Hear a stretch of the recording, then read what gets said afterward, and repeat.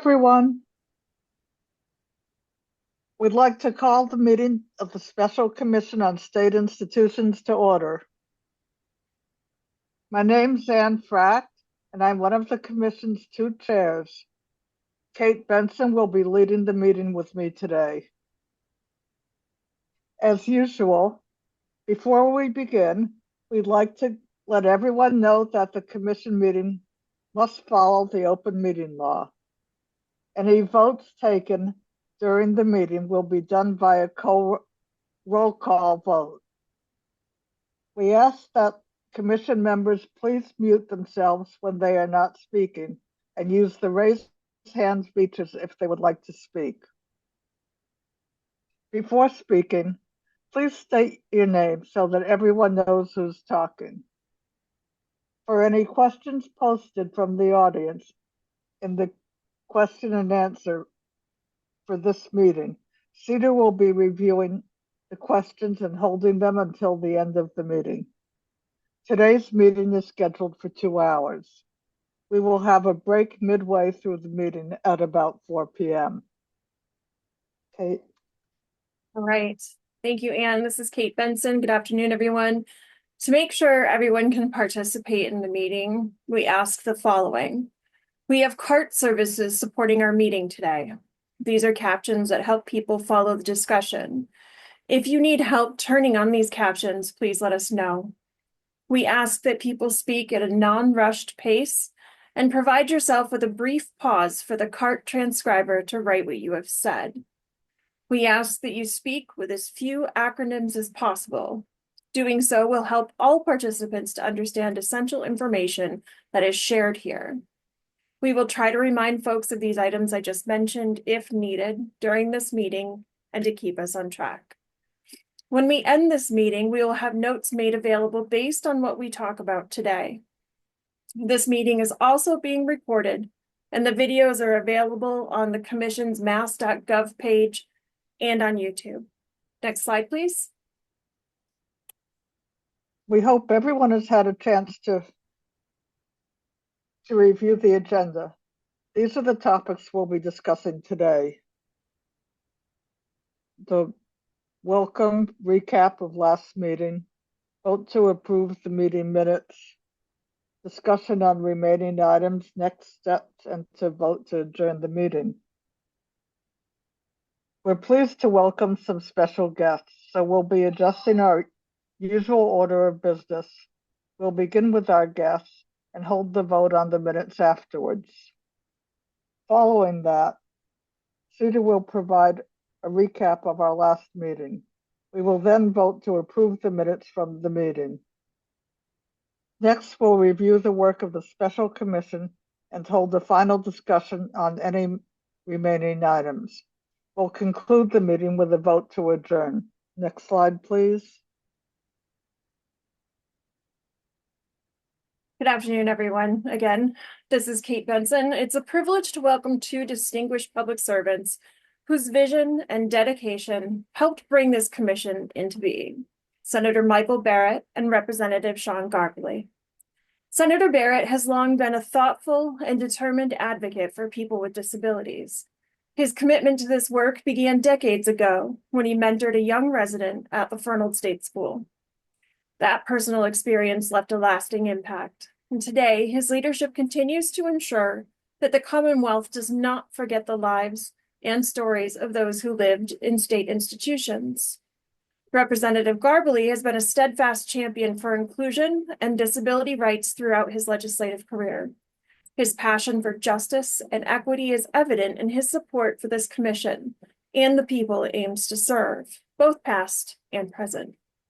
Thanks to their efforts, we have this opportunity to examine a difficult chapter in our history with care, honesty, and purpose.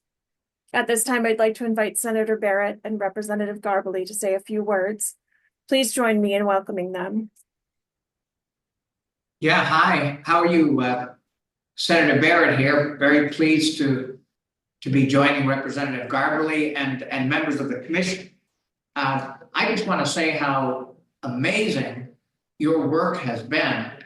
This is really a departure from the kind of bodies the legislature typically creates and then subsequently hears from.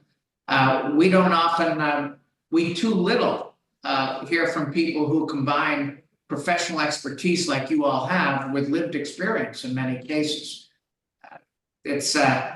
We tend to learn things oftentimes that are a little less grounded, a little less authentic, and in the end, a little less credible. You guys have gone in another direction. You found individuals who are both expert and rooted in the experiences that we seek to excavate the history of. So I'm just delighted to have been a part of creating this. I notice Alex Green is with us. He is a constituent. I used to go into his bookstore in Waltham, Massachusetts on Moody Street in the old days. He has moved on to live other lives, so to speak. But he's remained a Waltham resident, and I represent the city as well as surrounding towns. I spent a great deal of time myself as a college student, and that was a long time ago. We're talking about the 1960s.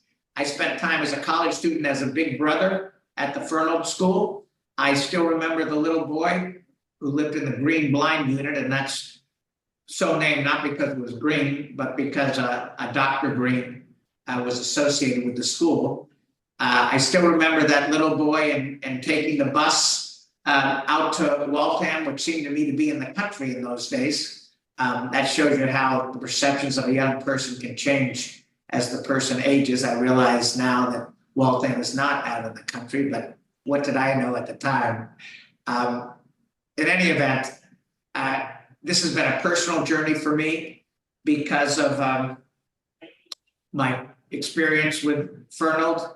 As it happens, my great-grandmother spent 20 years at the Northampton State Hospital. She was the mother of 12 kids, the oldest of whom was my grandfather.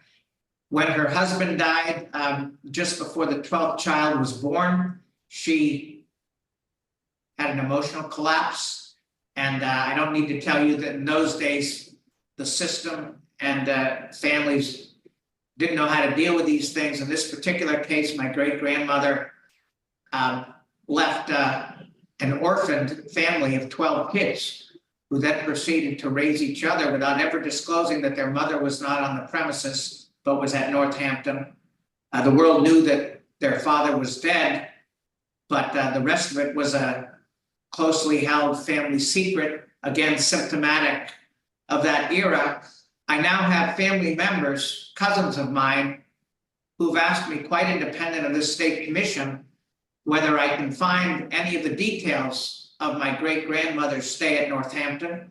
I can't so far. You can find pictures of her as a beautiful young woman on the internet because the Mormon Church and others make all kinds of genealogical research available. But what you can't find is any indication that that missing 2 decades of her life where she was absent as a mother and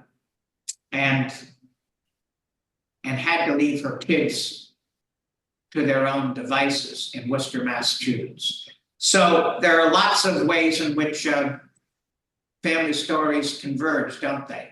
And all of it now comes to a head because of the amazing work that you folks have begun. We know that your work is not over.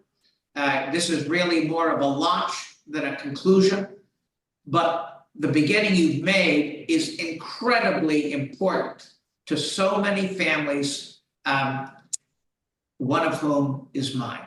So I want to thank you very much. And again, I want to thank Representative Garbely for his collaboration partnership. He's been an amazing friend to all of us, and I've been delighted to work with him on this project.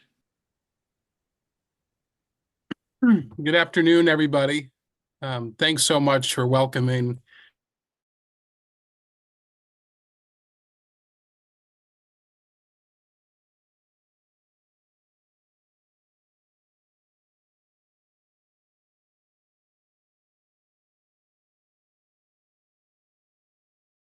from these commissions.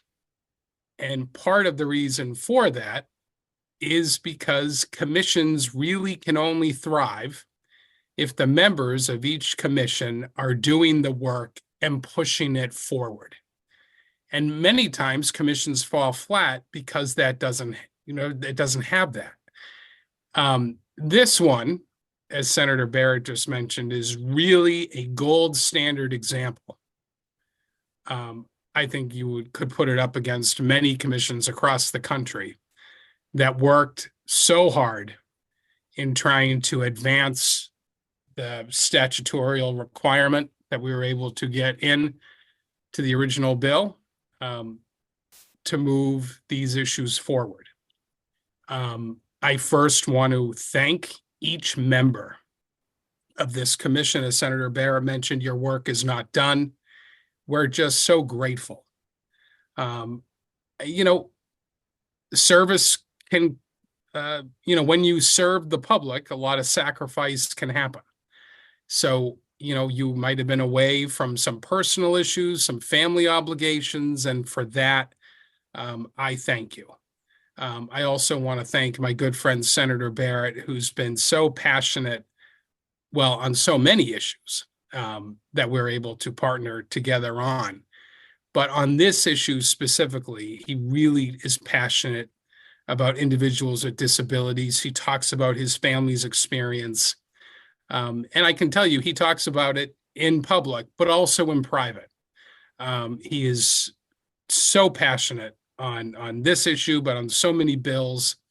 And, I want to thank the members of the commission for really supporting our public records bill.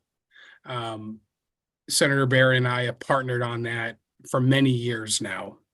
And because of his leadership, I think we're heading in the right direction of getting this legislation passed. And I'm really hopeful, due to his hard work and everyone, all the advocates on this call, that we're going to be able to get this passed. Everybody is motivated differently, right? For me, when I partnered with Senator Barrett and worked closely with our good friend Alex Green. Alex, congratulations on your book, by the way.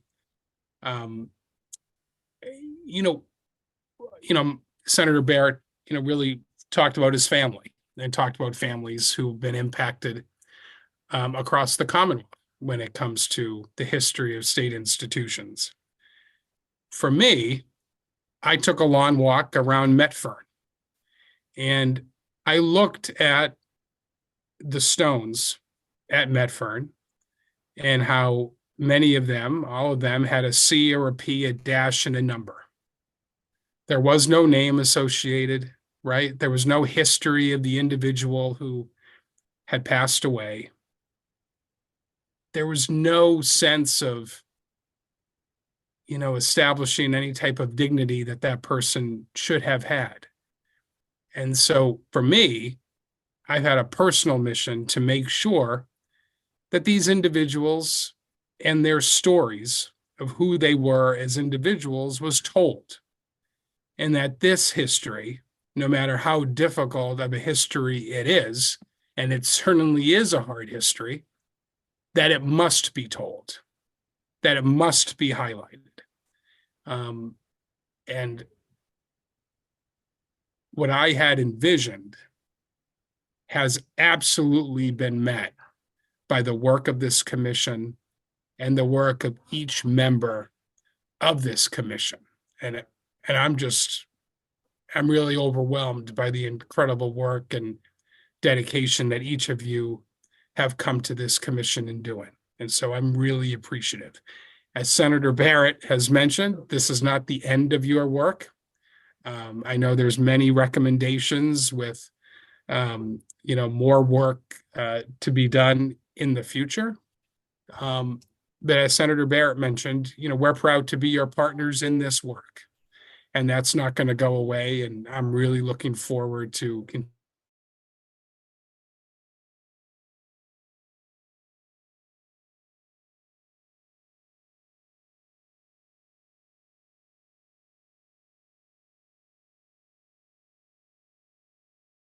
making that a reality. I'm really looking forward to doing.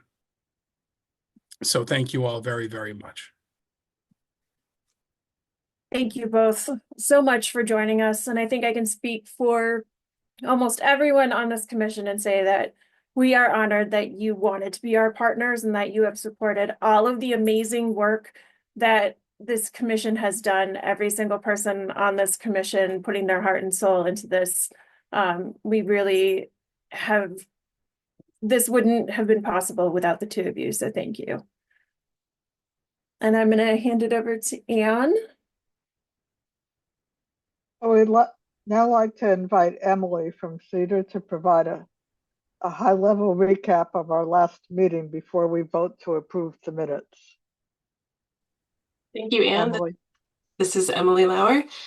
So in the last meeting, Kate shared that there would be a memorial on May 23rd at the Belchertown State School Cemetery. She also shared that there is news coverage of another fire at the Old Fernald State School, and an arson investigation is being opened by the state fire marshal. Alex shared that lawmakers and agencies gave good feedback about the commission's work in prior meetings, and he suggested building a museum may be challenging because of some of the money limits that are happening right now. Sam presented a recommendation about making it easier for family members to get medical records of loved ones who have passed away. The commission talked about the laws related to this and then voted to approve the idea. Kate shared 5 recommendations to help protect burial sites, watch over cemeteries better, and create a fund to care for the cemeteries forever. The commission voted to approve all 5 recommendations. Commission also voted to recommend ending Chapter 113, which is a law that let unclaimed bodies of people who lived at institutions and died there to be used for medical research. The recommendation also called for official apologies and records from places that used those bodies. The commission agreed on short-term and long-term changes to prevent this practice in the future in their recommendation. Alex shared 3 recommendations for the framework for remembrance. 1, to conduct a feasibility study to build a disability history museum. 2, to get a formal apology from the governor for the way people were treated in the institutions. And 3, to teach disability history in schools. The group said these were important for learning and respect. The commission voted to approve all 3. The commission talked about ongoing and continuing work after the final report of their recommendations. They talked about how this would likely require more funding and support from lawmakers as well. There was agreement to talk more about the potential for continuing the commission during today's meeting. Thank you.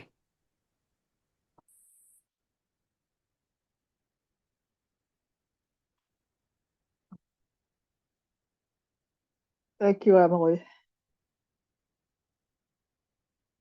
Okay.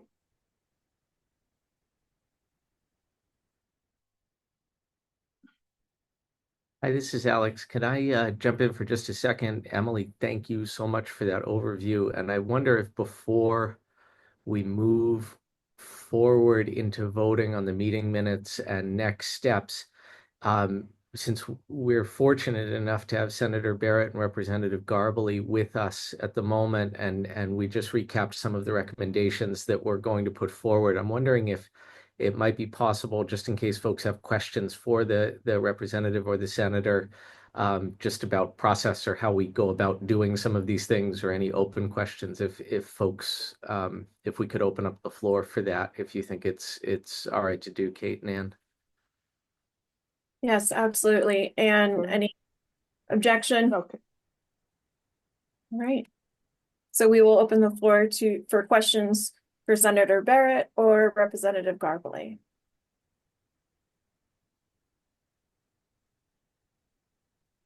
Don't be shy.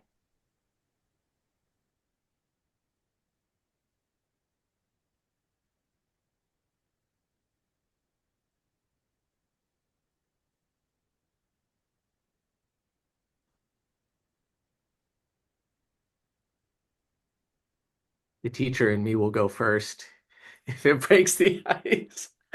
Alex, Actually, Alex, I'll ask a question of the group, if folks don't have a question immediately of myself and Sean, but I don't want to cut you off. I don't want to cut the boss off. no, please, you go for it. Please, Senator. Thank you. One question you might well ask us is whether these commission reports have impact, and they do with the proper marketing, you might say. They are not a machine that runs of itself. You don't launch it into the world and see it grow to adulthood completely untended. But with some TLC from the commission, your report can travel far. There is some marketing to be done. Your chief opponent here, I think, well, as we know, there are two potential sources of opposition.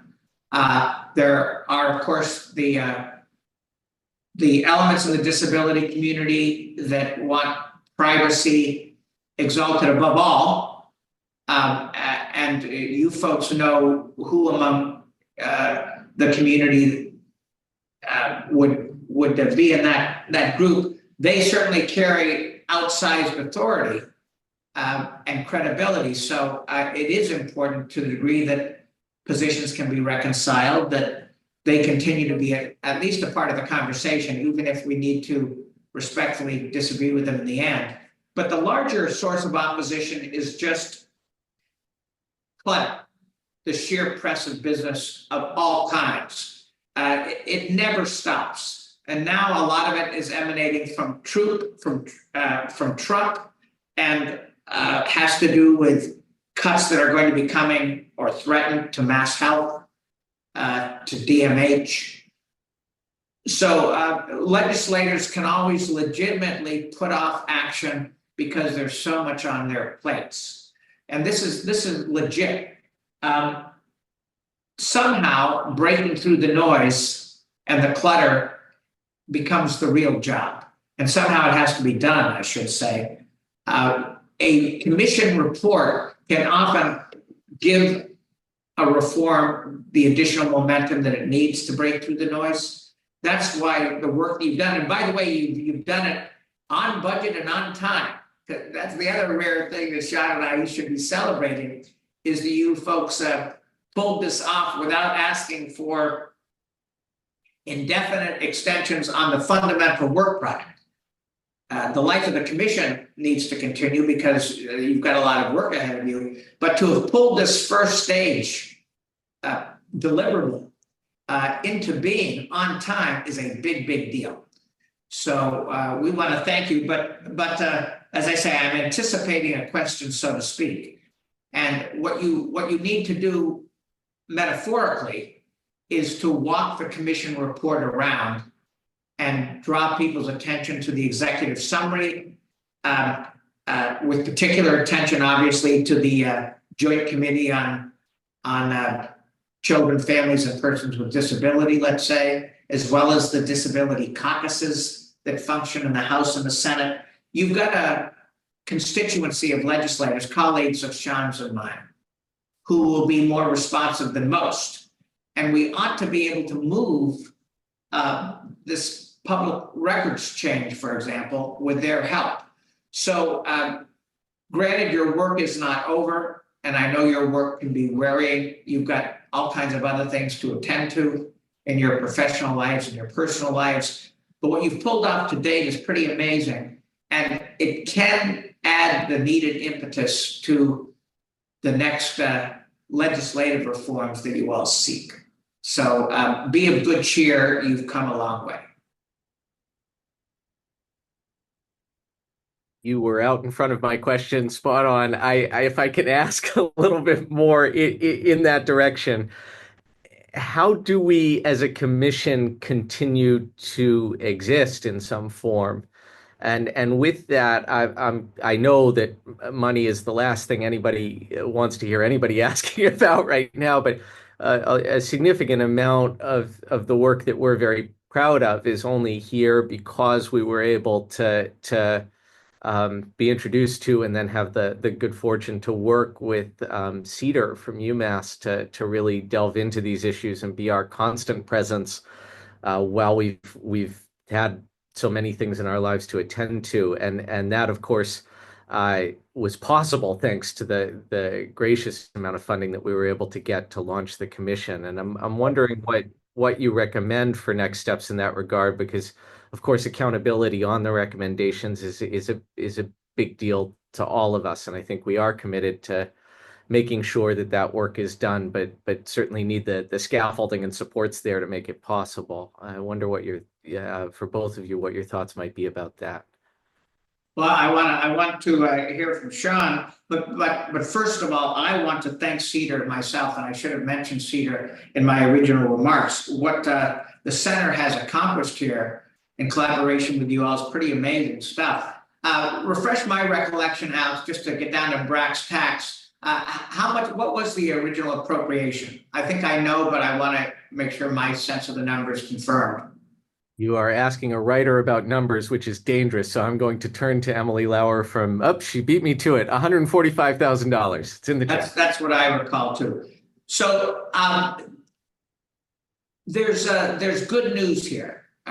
All good news needs to be qualified with a lot of hemming and hawing and dodging and qualification and conditionality. But nevertheless, the good news is that is not an unachievable amount, even to renew. I mean, another 145,000 or thereabouts. What we now need is a business plan or a plan, or budget, if you will, because I see you guys going in two different directions. Potentially. One, you need to do a lot more record aggregation, a lot more data gathering, if you will. So that's the substantive work. And then you might also need to do some advocacy work around the proposed change to the public records law, which has been lagging and which clearly needs help. You do need to work up a budget, especially with respect to the continuing research effort, and then going for the dough is not easy in these straitened times, but is possible. And we can talk about ways to do that. But for example, if getting creative here. Let's say you were able to identify 4 legislators with an interest in the subject matter. It could be because as you circulate the report, and this is important for your members to keep in mind, as you circulate the report and you go into the offices of legislators, one thing you want to be alert to are personal stories like my great-grandmother's. By the way, I didn't know about my great-grandmother when I first became interested in this commission. It was actually her story. The story I got from my mother was cleaned up, was not accurate.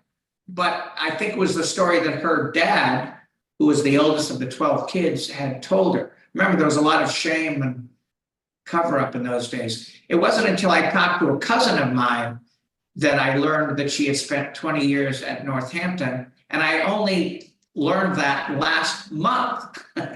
I'll tell you how it happened. He read about this commission.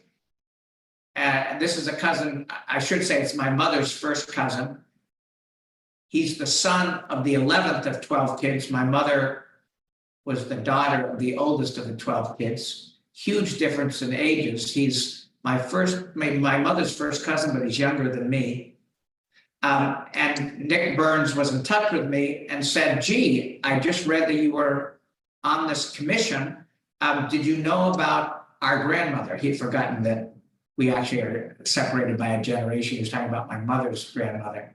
In any event, Nick Burns told me about her 20 years at Northampton State Hospital, which I hadn't known about. First I would say, Senator just mentioned problem solvers.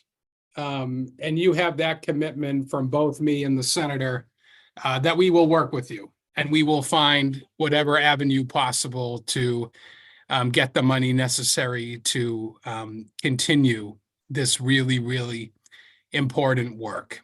I agree with everything the senator said in terms of earmarks. The only caveat to that is the menace in the White House right now.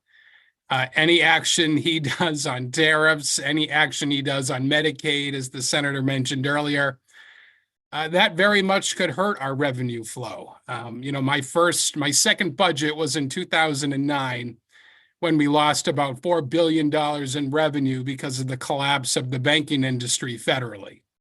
Now, I don't anticipate that to happen again, but you never know with this guy in charge. And so if revenues, back then we had no earmarks because, we had a 4-year period where revenues were just gone.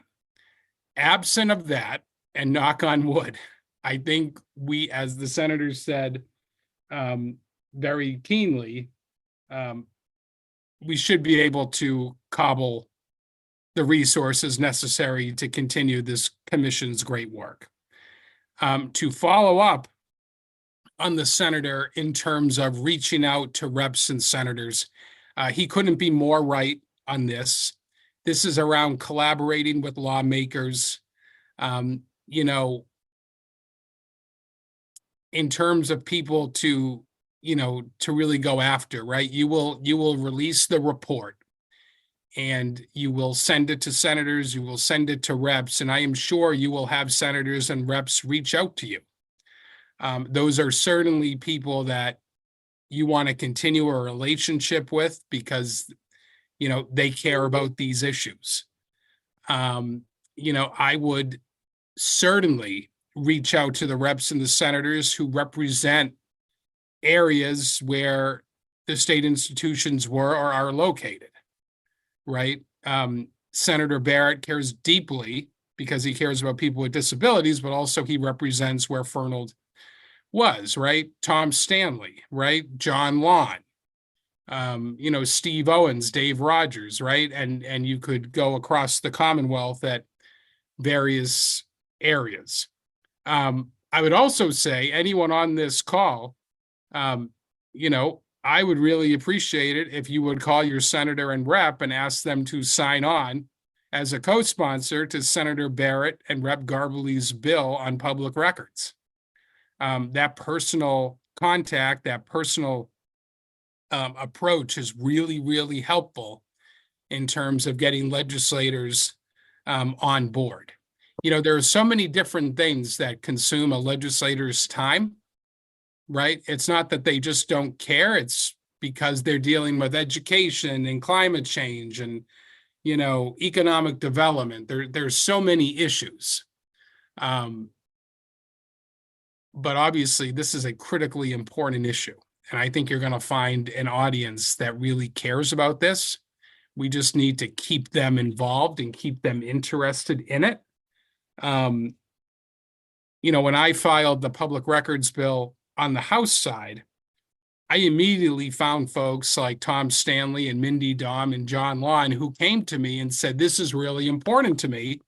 And as the senator mentioned, they started telling me stories about their own family. So, we may not even know which reps or senators, other ones, are impacted, with personal stories because of this. So we just need to continue the outreach and continue to try to build a very wide and strong net. We're not going to be able to get all these recommendations passed overnight, right? This is going to be a lot of work in terms of moving forward. I look forward to helping in all of these areas. My focus for right now really, I think, has to be the public records bill. One, because we've invested a lot of time in being able to get it passed, but also because I think we can get it passed. Once we get that passed, with your help and Senator Barrett's work, I'll move on to the next thing, right? And I really look forward to collaborating with all of you on having the recommendations be realized.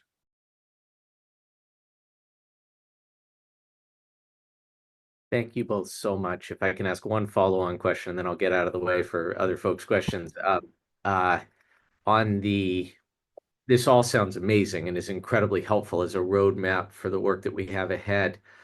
I think I have a reasonable understanding of the legislative cycle when it comes to the bill, the records bill, in terms of the type of funding approach that you're talking about. What time frame should we be looking for to when we go begin to reach out to folks and try to pull together a coalition of people? What should we be looking at as a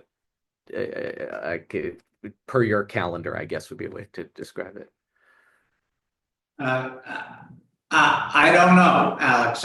When do you think the report is going to be completed and published or issued?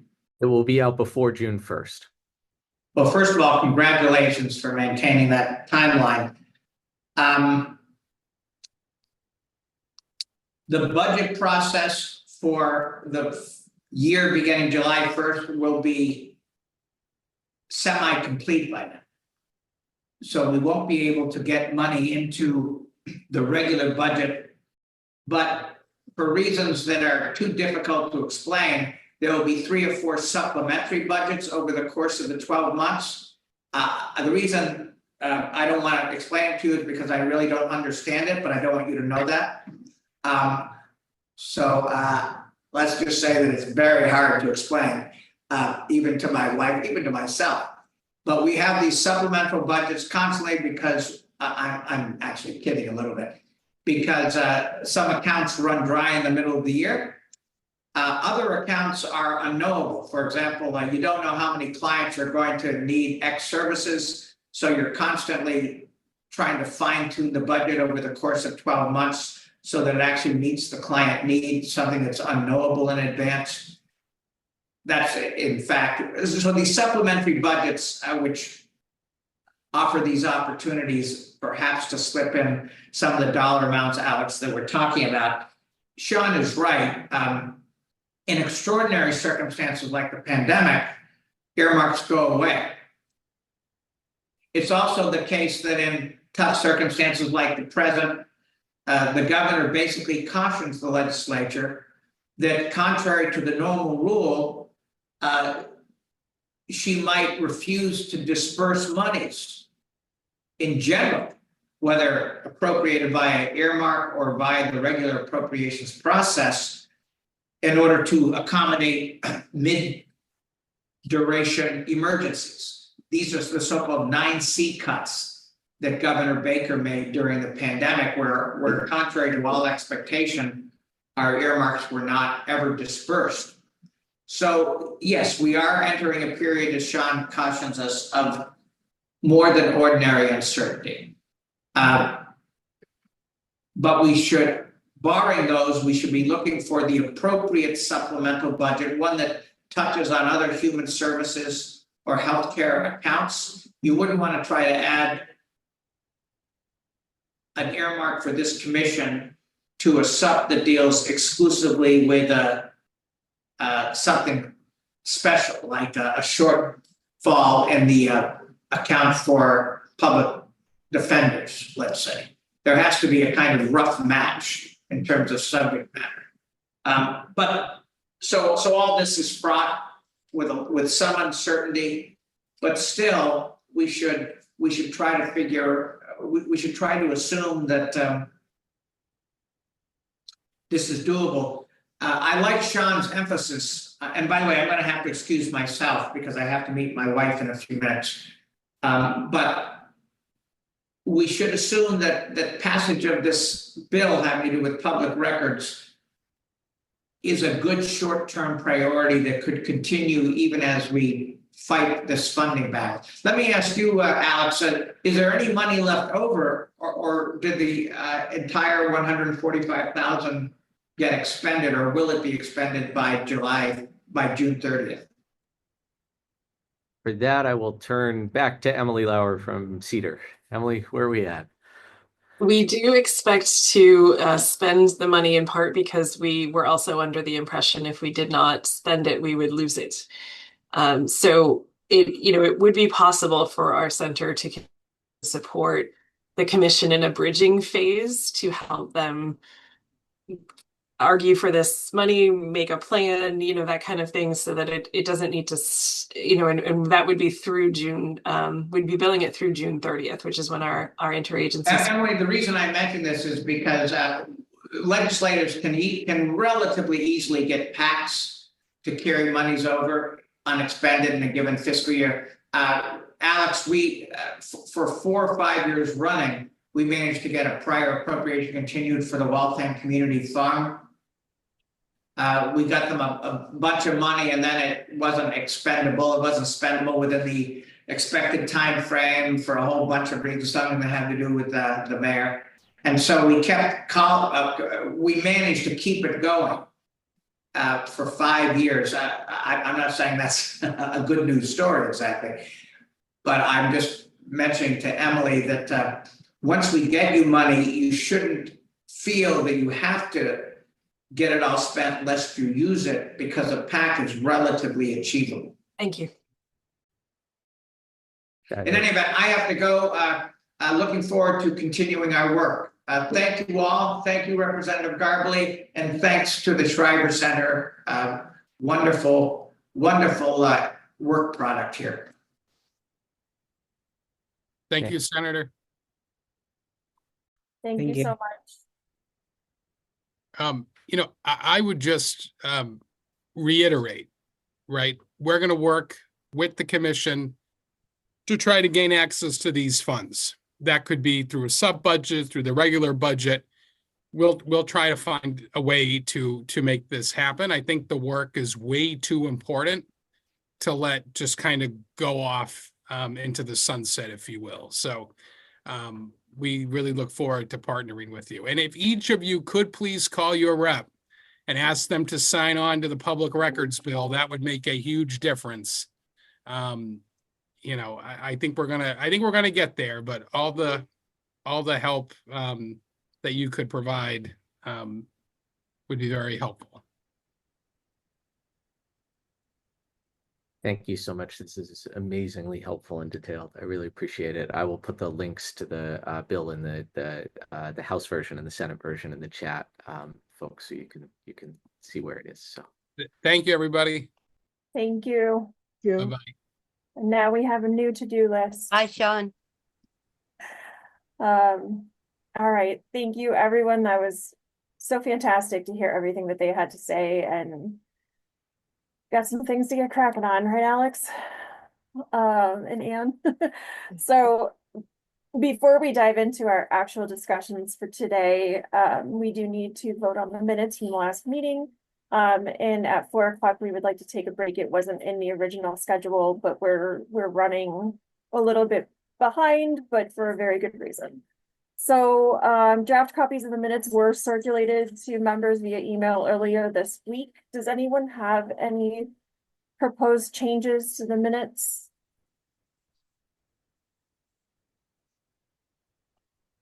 Okay. If there's no changes, we can proceed with the vote. As usual, we will be conducting a roll call vote, but before Cedar reads out everyone's names, do we have a motion to approve the minutes? And please remember to state your name before you speak. This is Andrew Lebrall. I'll make a motion to approve the minutes. Thank you, Andrew. Do we have a second? This is Laurie Medeiros. I second that motion. Thank you so much, Lori. And now Cedar is going to read the list of names for the roll call vote. Thank you, Kate. This is Christine Roa from Cedar. So I will now read out members' names in alphabetical order by your last names. When your name is called, please respond with yes, no, present, or abstain. Elise Aaron. Kate Benson. Yes. Sister Linda Bessem. Reggie Clark. Yes. Thank you, Reggie. James Cooney. Yes. Samuel Edwards. Yes. Anne Fracht. Yes. Alex Green. yes. Bill Henning. Camille Karabek. Yes. Andrew Leverell. Yes. Evelyn Mateo. Yes. Lori Maderos, Yes. Vesper Moore, Yes. and Brenda Rankin. Did I miss anyone? Right, I think we're all set. Thanks, everyone. The minutes are approved. As a reminder, copies of the approved minutes and all the materials from our commission meetings are available on the commission's website. Please, next slide, please. And before we dive into this next set of slides, we can take a quick break. I know it's not actually 4 o'clock, but if we could take a 5-minute break, return at about 5:04, and we can dive into the remainder of our material for tonight.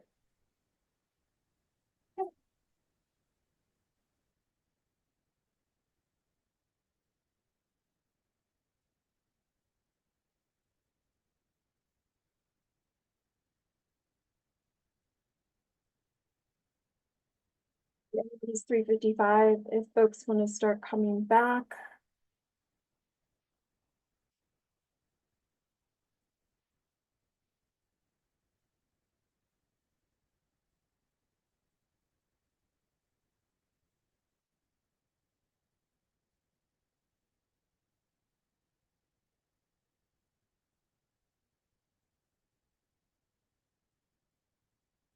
And this is going to be the fun part of the evening where we get to give ourselves a little pat on the back. I would like to share a summary of the work that we've done over the past 2 years, and I'm honored to be able to be the one to share these with you. This is work that has centered around truth, dignity, and historical accountability. Our mission over the past 2 years has been to examine the legacy of state institutions in Massachusetts, particularly around record keeping, burial practices, and how we remember and honor those who lived and died in these facilities. We talked with descendants who wanted access to their relatives' records. We drafted a letter to Governor Maura Healey and Secretary Walsh regarding the Fernald State School, highlighting concerns and laying the foundation for further investigation. When we received a response to our inquiry, we carefully reviewed it and drafted a formal reply to Secretary Walsh, continuing the conversation at the state level. We designed legal research scenarios for Harvard Law students, which they used to explore the legal questions surrounding privacy and access to institutional records. A major part of our work focused on improving transparency around records. We contributed to the development of a data collection tool to identify records not currently held by the Massachusetts State Archives. We also provided guidance on a gap analysis tool designed to assess the condition of institutional cemeteries. Next slide, I think. Yes, I can't see it, so. We learned from 5 organizations across the country who have restored institutional cemeteries and found meaningful ways to honor former residents and patients. We undertook extensive efforts to identify individuals buried in institutional cemeteries, many of whom had previously been undocumented. We compiled names of people buried in 9 different institutional cemeteries using publicly available sources. We used archival records to identify state hospital patients buried on site at Bridgewater State Hospital or whose remains were donated to medical schools. We secured permission from the Department of Mental Health to access records from Foxborough State Hospital to reconstruct burial lists.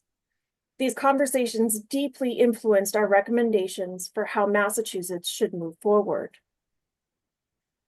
Overall, the Special Commission on State Institutions accomplished a lot during its 2 years of work. It made history by becoming the first disability-led, disability majority human rights commission of its kind anywhere in the world. The commission held 16 meetings and created smaller working groups to focus on key goals, including topics like a letter of inquiry, access to records, burial sites, remembrance efforts, and recommendations for the future. All of this work led to a nearly 400-page report, one of the most detailed reports of its kind ever done in the United States. And best of all, the commission finished everything on time and stayed within budget. Next slide, please. In total, we developed 24 recommendations across 3 key areas. The first was memorialization. 3 recommendations in this category. The first was to issue a public apology for the historic mistreatment of individuals in state institutions. The second was for the state to conduct a feasibility study for a disability history museum.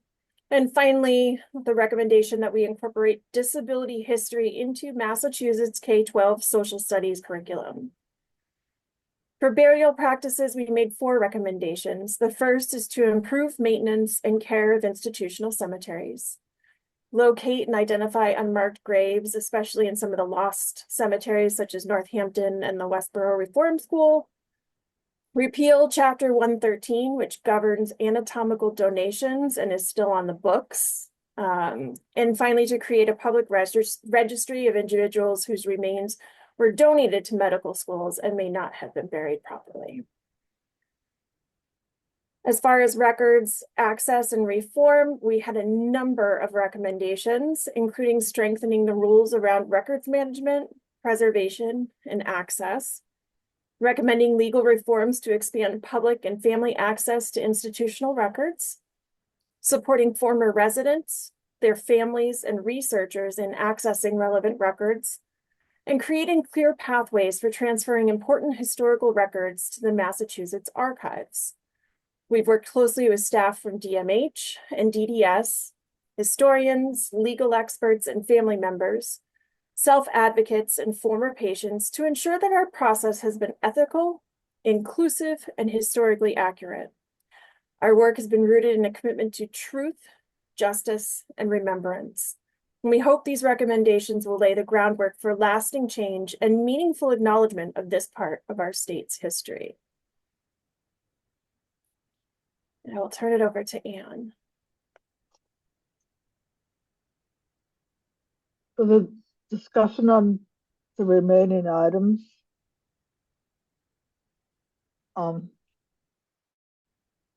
we have the next slide. As we're wrapping up the final meeting on the special commission, let's take a moment to go over the few last outstanding items that still need to be addressed.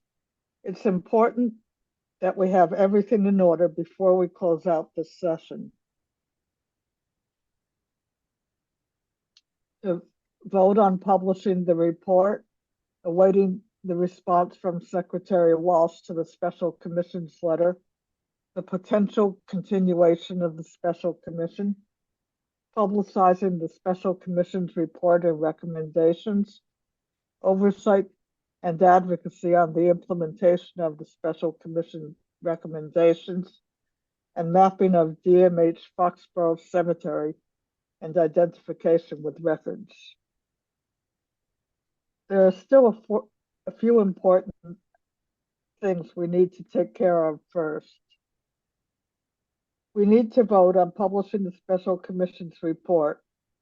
We're also waiting to hear back from Secretary Walsh about the letter we sent. We should talk about possibly continuing the commission's work. In the meantime, getting the word out about the report and its recommendations is a priority, along with pushing to make those recommendations are actually put into action. Another task on our list is mapping the DMH Foxborough Cemetery and matching graves with existing records. Let's start with publishing the report. As usual, we'll be conducting a roll call vote, but before Cedar reads out everyone's names, do we have a motion to publish the report on June 1st? This is Alex. I'll make a motion to publish the report no later than June 1st. Do we have a second? This is Andrew. I'll second. So we have somebody from Cedar to read everyone's name. Yes, thank you, Anne. This is Christine Roa, again from Cedar. I'll now read out members' names in alphabetical order by your last names. When your name is called, please respond with yes, no, present, or abstain. Elise Aaron, Kate Benson, Yes. Sister Linda Are we Besson, waiting for somebody to second the motion? No, we have a second. Alex moved and Andrew seconded. Reggie Clark,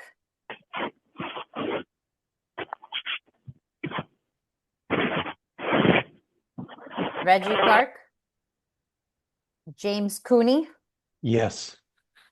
Samuel Edwards, Yes. Anne Frack, Yes. Alex Green, Yes. Bill Henning, Camille Karabeck, Yes. Andrew Leverell, Yes. Evelyn Mateo, Yes. Lori Maderos, Yes. Vesper Moore, Yes.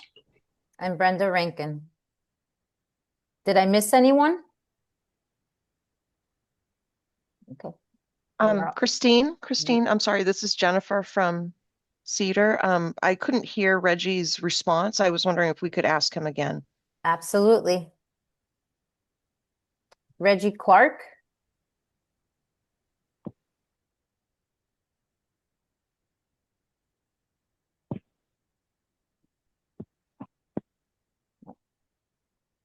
Reggie Clark,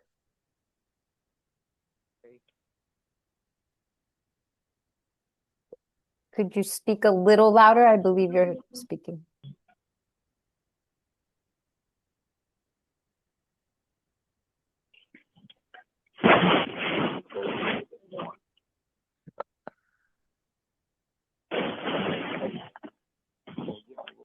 I'm not sure if he can hear.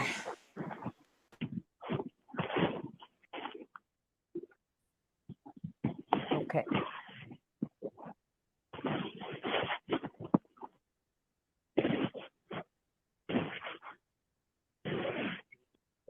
Ask one more time. Reggie Clark,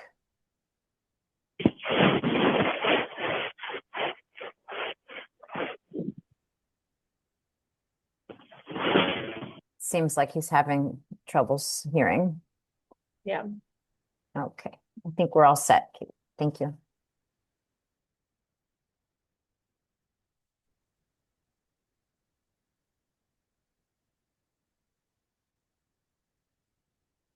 Thank you, Kate. Can we have the next discussion? Absolutely. So continuing our discussion of the other remaining items, we are awaiting a response from Secretary Walsh to our letter. We would also like to discuss most specifically the potential continuation of the special commission. So first, let's start with, does anyone have any questions or comments or concerns about waiting for the response from Secretary Walsh to our original letter?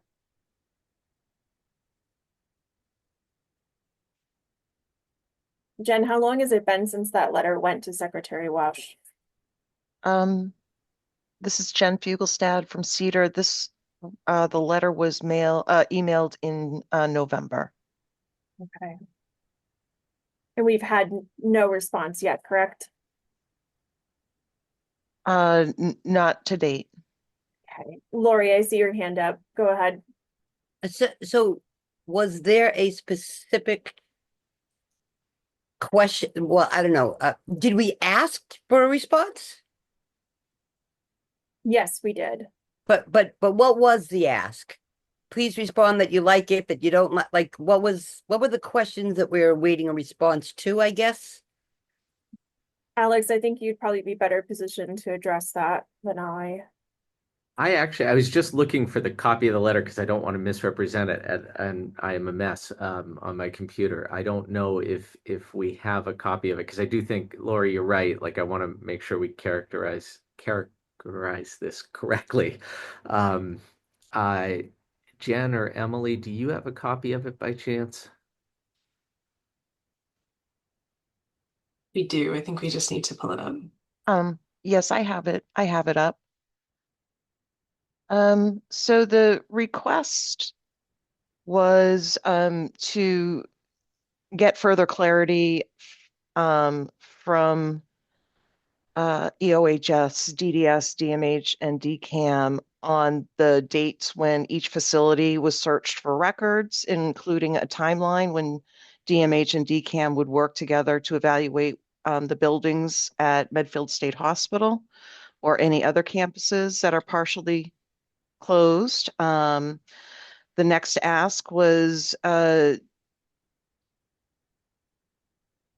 get a description of the location of where institutional records are being held, if they aren't at the Mass Archives, and a description of the condition of the storage area where those records are held.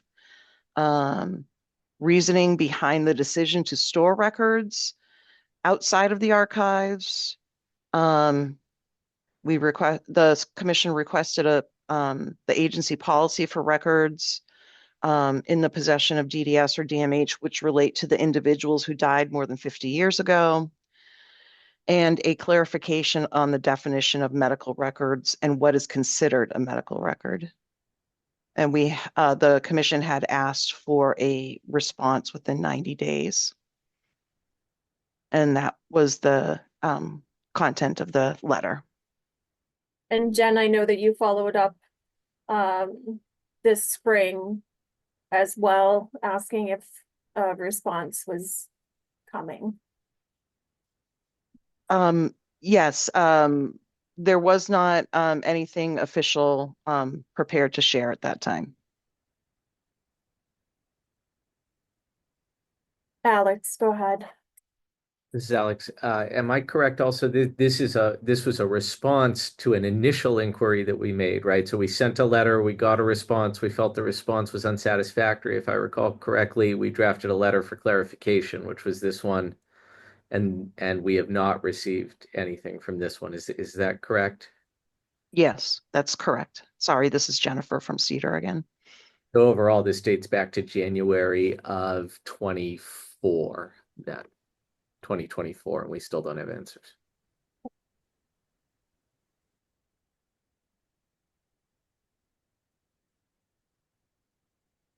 So I think that's a conversation that I think is probably going to need a consideration of next steps. But I think it does kind of dovetail nicely into talking about potential continuation of the special commission.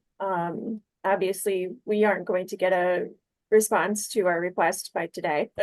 So I think, we heard a lot of really great information from Senator Barrett about what it would take to continue the commission's work. But we have not heard from all of you about your thoughts on continuing our work and what that could look like. And we'd like to hear from other commissioners. Lori, go ahead. Yeah, I heard what you just said, but can I go back to the letter? Yeah. Or were we still there? Were we still there? No, Back to go the right letter? ahead. Okay, so just playing the I don't even know. Forget about that term. Cancel that. So when those questions were reread to me, I always try to hear it not from the perspective of my commitment, involvement, and endorsement of it, but from somebody I pretend I don't know anything that's going on, and I just started to work it under, the secretary, and she put this on my desk. What would my response be? And I just wanted to say, I would think, wow, this is really, aggressive. Shoot, what should we do? Do you know what I'm saying? I'm not saying I think it's that way. I'm saying as somebody who knows nothing about it, I might have that response. So what I'm wondering is, might it be an idea rather than sit and wait and say, still no response, still no response, still no response, if there might be a point person or whatever, a couple of people, whatever, they could just pick up the phone and call and say, hi, this is my name, I'm from the commission. We sent a letter back in January. I just wanted to follow up in case there's any questions that you had, or if there's anything further that we might be able to provide for you to, expedite a response, or to help you, get the response out, or something to that, something along that thread. Yeah, just to clarify, the letter that we're waiting a response on is a second letter. They did reply to our first one in January. Right. And they didn't give us all of the information we were looking for. So this was a second, maybe a little bit stronger worded request. No, that's fine with me. No, I know. I'm just letting Yeah. you know but I do think, we do need to talk about what next steps are with this letter to get a response. But I guess we have to kind of talk about, will there be point people to take this on? Is the commission going to continue? Are we in a position to accomplish these final tasks that are still kind of hanging at this moment? What's our official end date? June 30th? I'm gonna defer to everyone else on that one, Emily, Jen, Alex. I'm not sure what our official date is, if we have one. The bill states that you need to get your report in by June 1st. I do not believe, and I will check on this, but I do not believe it has an official date by which you must sunset the commission. I was just wondering because that's the end of the fiscal year, and if Correct. this bill aligned with the fiscal year. Alex, go ahead. It's a great question. I don't think we ever included language that would sunset the commission, and I don't think that was intentional. So I just want people listening who may think, for the part of a conversation about how do we continue, what do we do? I did not mean to commit you to something forever, nor is this a discussion committing you to something forever.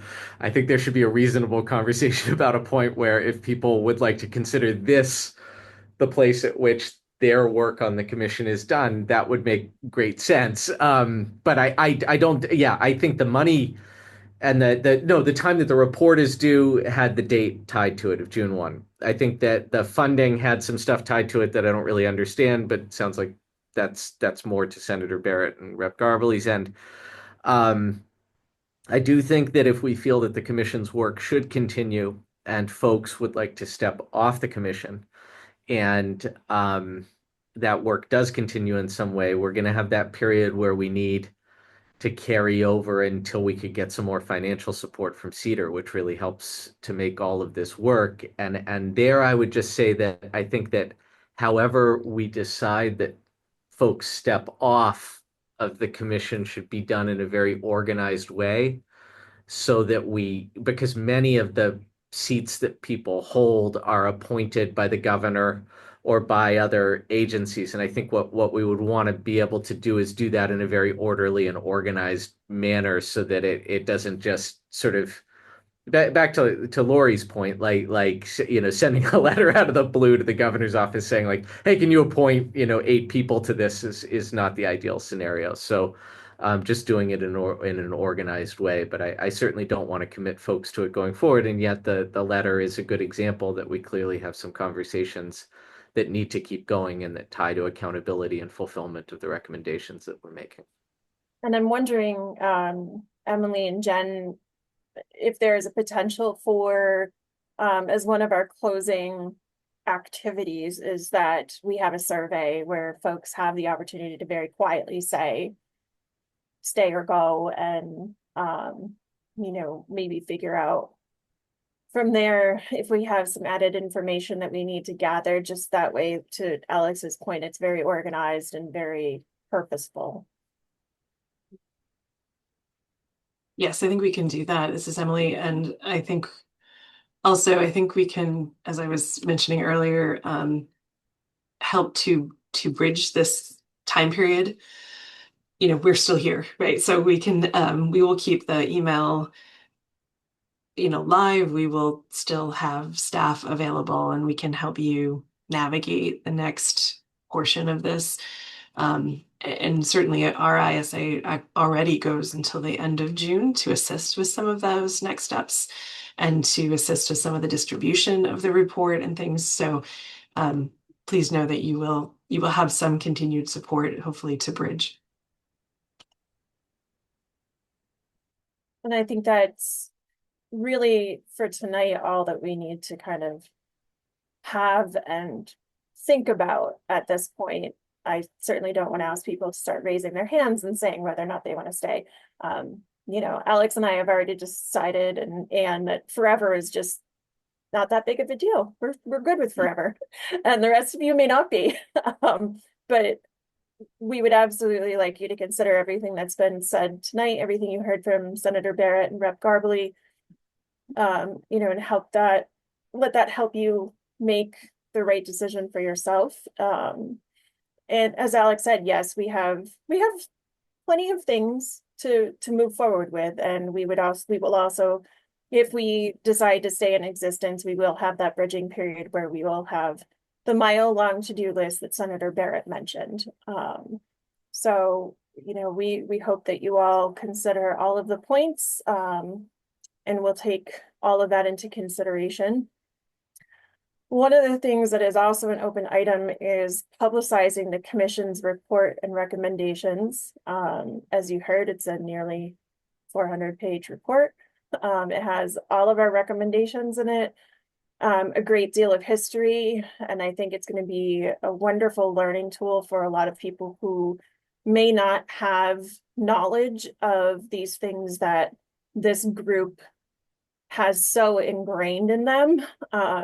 And we get a chance to share some of that with folks. Does anyone have questions about the process of deciding when to publicize and how it's going to be publicized and how it can be accessed?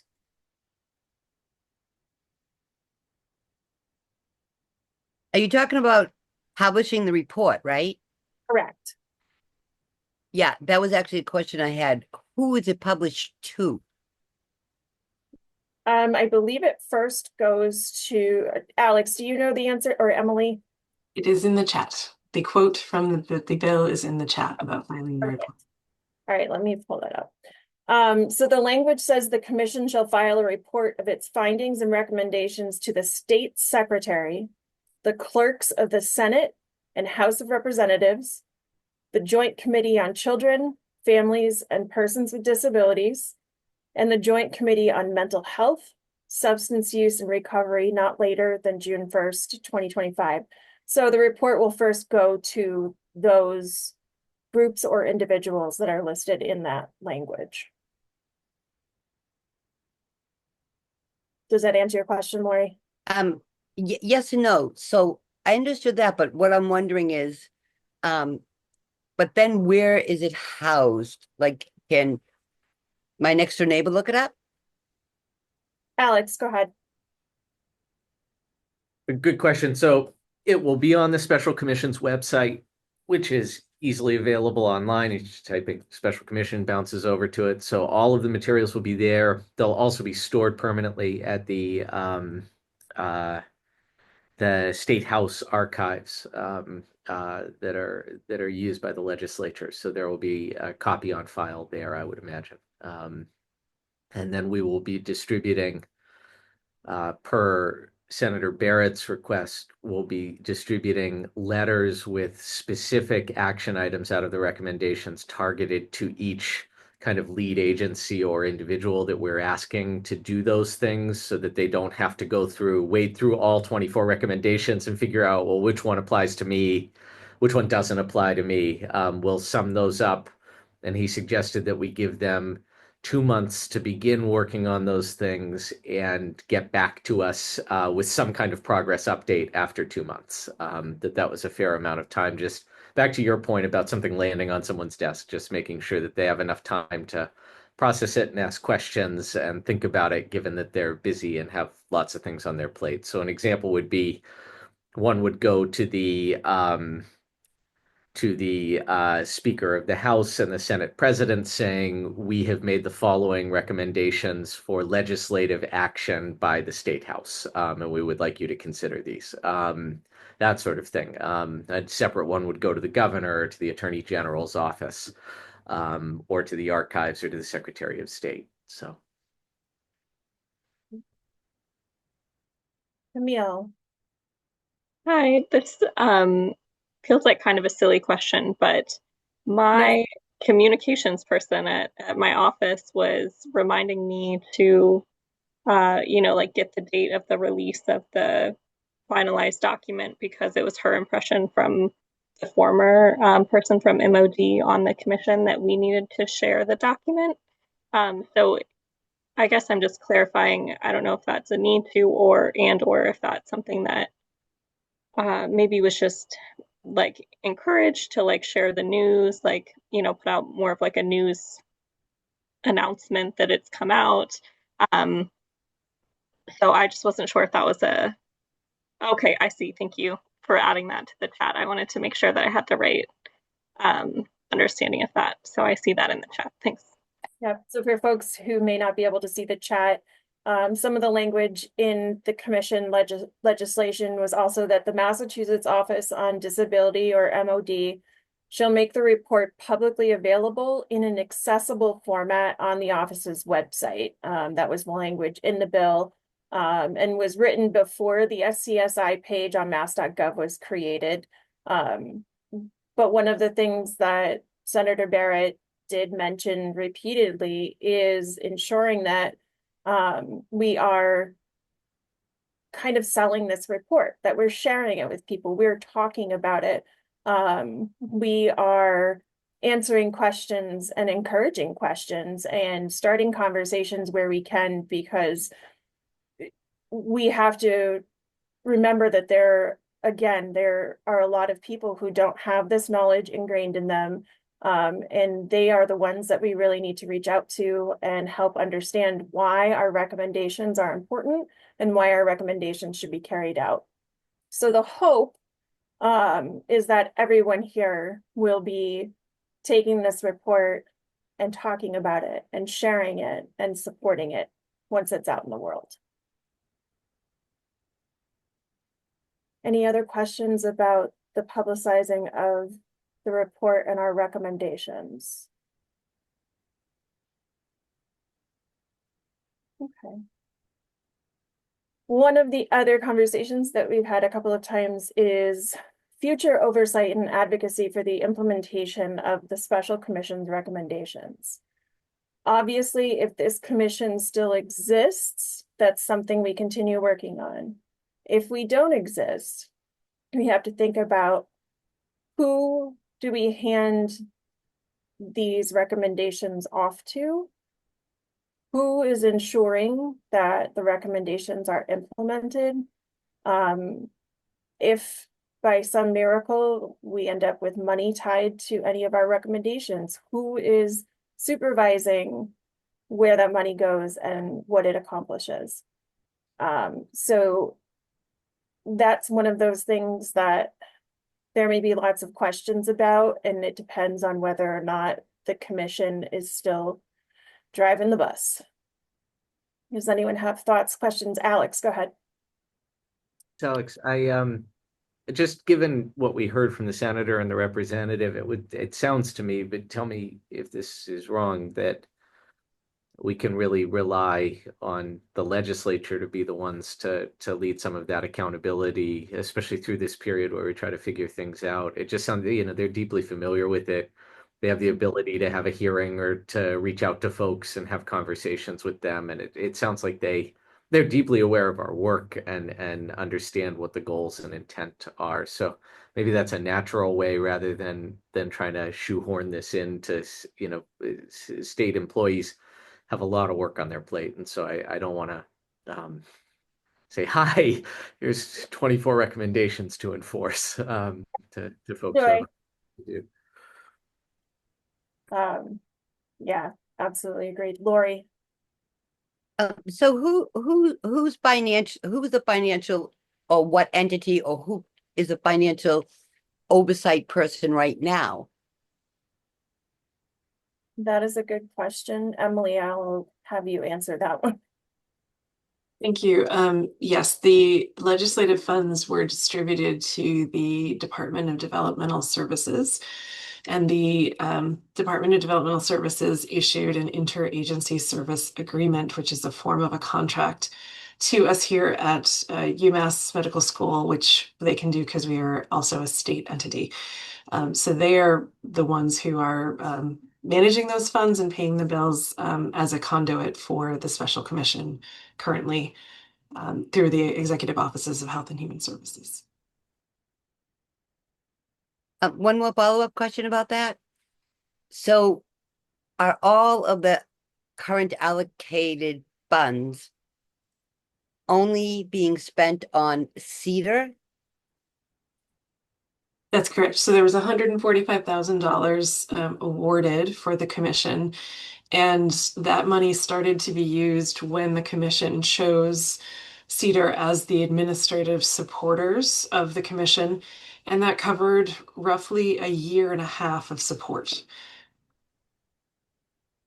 Okay, so is it a fair idea that moving forward, let's say this happens and then there's funding, that would continue? So that is an option. As the senator's representative said, there are different ways to earmark the funds. So the funds, you could all ask for the funds to come to the special commission, but that would have to come through some sort of state entity, like it did with DDS. You can, if you choose, ask for the funds to come directly to UMass Chan Medical School and Cedar to support you all, if that is what you would choose to continue. And we could do a scope of work associated with that. So there are multiple different ways that you could ask for legislative funds to be distributed. And just one more point. So currently, the Department of Developmental Services kind of virtually holds that money. And then I assume that within Cedar, there's some sort of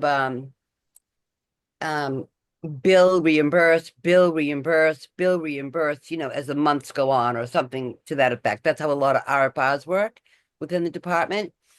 So that to me would mean that Cedar would then have to do some kind of annual accounting or summary of how the funds have been spent to date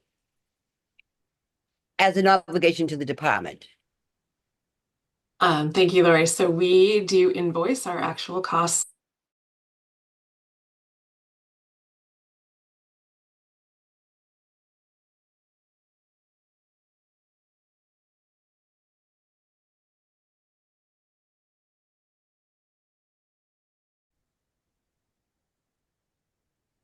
So just one last point. So I think that maybe that the department probably holds a summary of that money for internal auditing themselves. We got this pocket of money allocated. Here's how we spent it, contracted with Cedar, money's been spent. So in some ways, the accountability right now actually sounds like it's falling with DDS because they're the fiscal intermediary, right? Cedar is the recipient of the funds for the tasks, but the fiscal intermediary is Department of Developmental Services. And I would just make a little pitch there that, an idea moving forward would be to maybe let that be a continued relationship if nobody has any other objections, because in a way, they're then responsible for any kind of accounting or auditing about it. And it takes a lot of responsibility off of the commission, if you will. Sorry, I want to clarify. I don't think the commission currently has a way to directly receive the funds. It has to come through an agency, and that's why DDS was right. Right. Sorry. They are the administrator of the funds. Just to clarify. Alex, go ahead. This is Alex, and Laura, you're right that helps streamline things. very much when we got things off the ground because Cedar has pre-existing relationships with the state, and the contracting process, the whole bit of that. Certainly, this arrangement that we have had has made it incredibly easy for us as a commission to operate and focus on the work at hand without having to focus on areas where, as you've heard me say too many times in today's meeting, I should not be trusted, involving numbers over 10, let's say. So. And for those who don't see kind of what goes on behind the scenes, Cedar does, I would say, conservatively 90% of the heavy lifting. And the majority of what we've accomplished, especially when it came to the research end of things, agency communications, down to just creating the slideshows. None of that would have been possible without Cedar in partnership with us. Honestly, there's so much of this. I mean, Alex and I would have just been all over the place, just, talking about, I don't know, Fernald for 2 years straight. And again, like Alex, I should not be trusted with numbers over 10 either. So it is something that we will talk about as a commission if we make the decision that we are going to continue to exist. As Emily said, there's the opportunity to have Cedar help us bridge that process. And again, you heard the to-do list that Senator Barrett kind of shot out at us. That's a lot of work, and it's a lot of work to do on our own.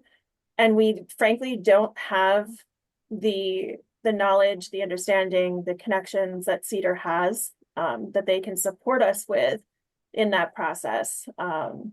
So I hope that helps answer your question, Lori.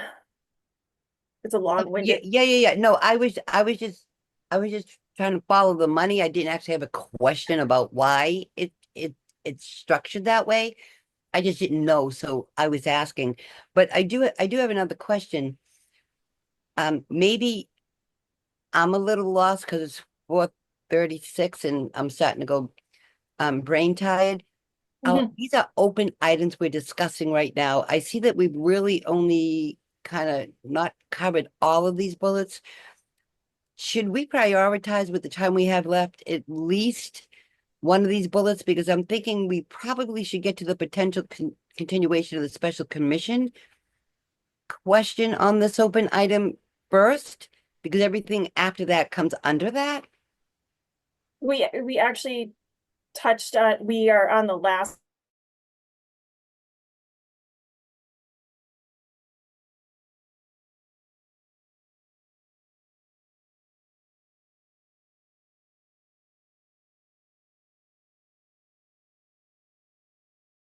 can share their feelings about continuing the special commission. I don't think we intended to make that decision tonight. Is that correct, Alex? Yeah, and to be more specific, I don't think it's about continuing the commission, because I don't think that we actually have that ability or plan in place to sunset it, but continuing people's role in service to the commission. So do people who are currently serving on the commission want to continue serving on the commission? And that seems to be something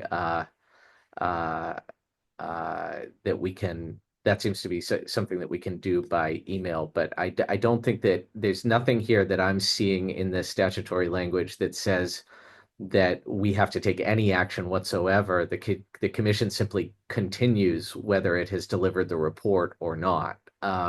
It has to deliver the report, but I don't see any contingent language that says that when it delivers the report, the commission ceases to exist.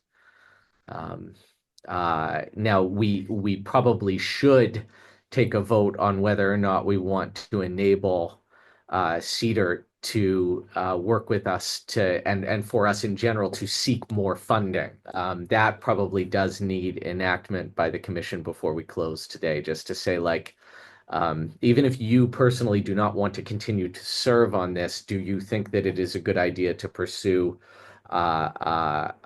obtaining funds to continue the commission in some form or another, and get the support for it through an organization like CEDAR or CEDAR.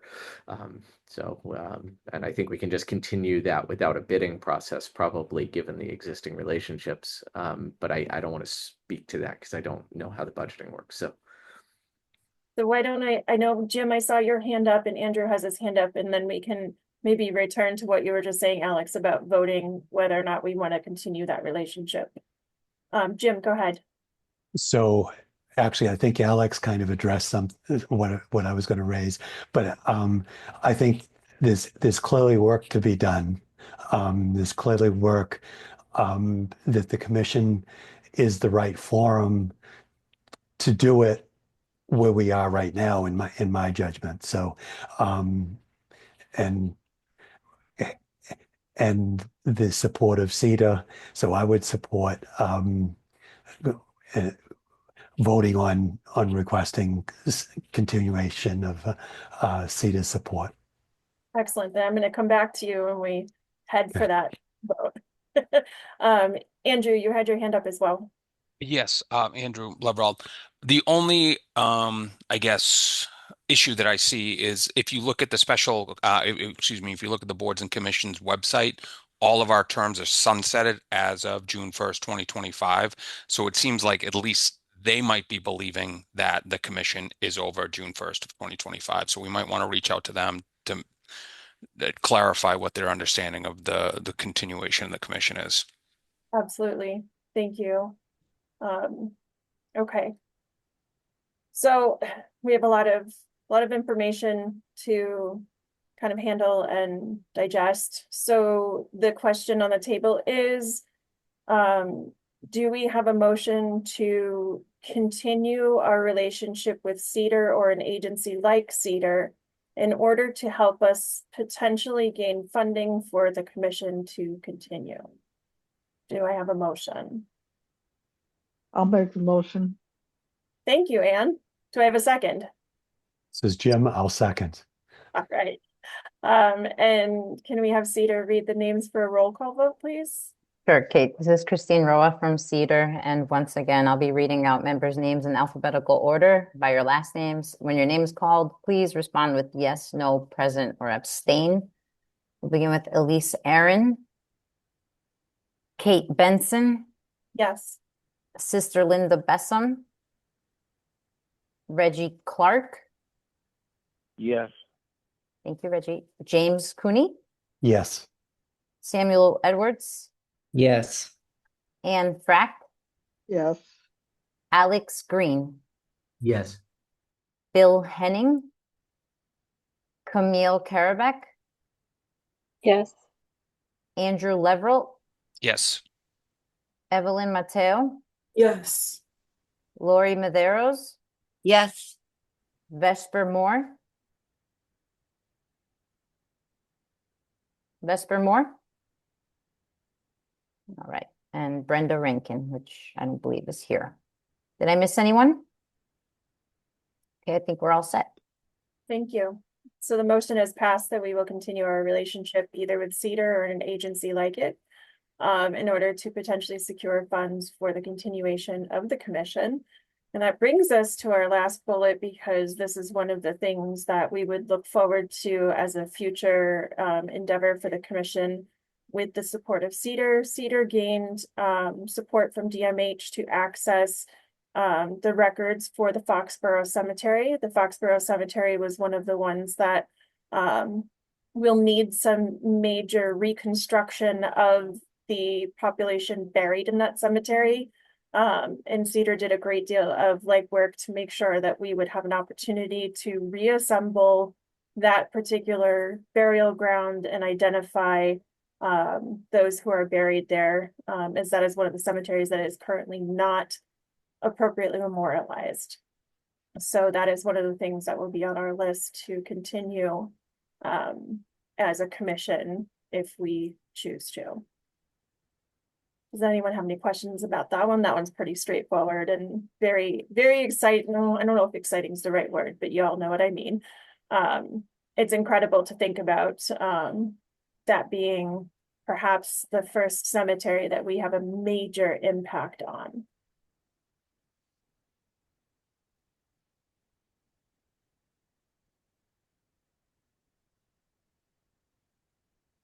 Okay, if there are no questions on that point, I'm going to turn it over to Anne. So thank you, everybody. If there's no other items to discuss, can we vote to adjourn the meeting? If everybody, Reggie, was that you? Yeah, Go ahead. yes,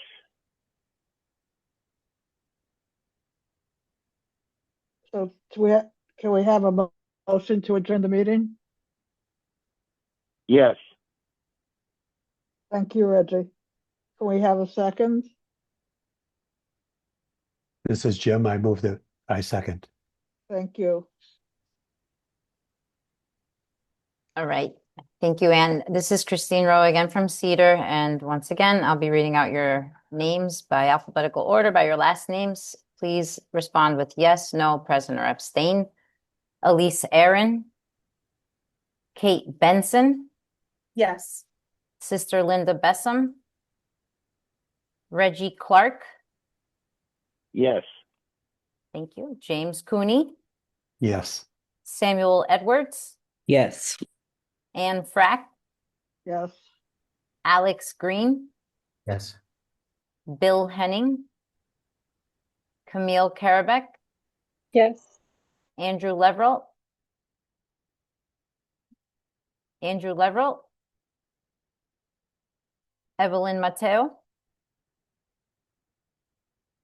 Evelyn Mateo,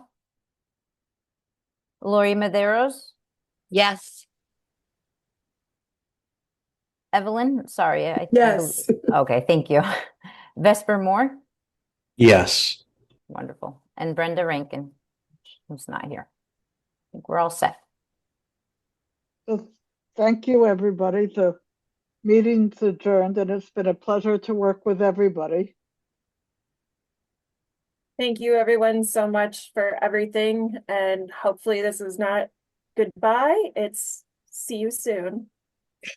Thank you. Thank you all. Take care. Thank you. Thank you. Thank Bye you. now. Bye.